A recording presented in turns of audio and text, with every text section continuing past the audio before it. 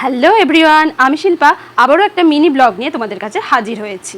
আজ শ্রাবণ মাসের তৃতীয় সোমবার, আর এই শ্রাবণ মাসের যতগুলো সোমবার পরে সকলেই মোটামুটি এই দিনটা পালন করে। সেই কারণেই সোমবারগুলো আর ভাত খাই না, শুকনো খাবার খাই। তাই বারবতর দিন খাওয়ার উপযোগী একটা রেসিপি তোমাদের সঙ্গে শেয়ার করতে চলে এলাম। আশা করছি কম বেশি অনেকেই এই খাবারটা খেয়েছো। এটা হচ্ছে সাবু মাখা। আমার খুবই ভালো লাগে খেতে। এখন তো দেখছি আমার পাশাপাশি ছেলেও বেশ এইটা খেতে পছন্দ করে। খুব বেশি কিছু ঝামেলা নয়। সাবুটাকে প্রথমে ভিজিয়ে রেখেছিলাম, তারপরে সাবু থেকে জলটা ঝরিয়ে নিয়ে তার মধ্যে সন্দেশ, কলা, দই সমস্ত কিছু দিয়ে ভালো করে হাত দিয়ে ভালোবাসার সঙ্গে ভালো করে মেখে নিয়েছিলাম।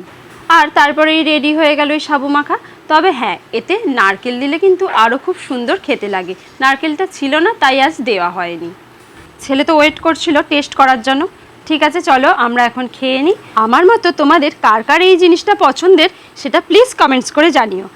দেখা হচ্ছে অন্য আরেকটি ভিডিওতে। আজকের মতো টাটা।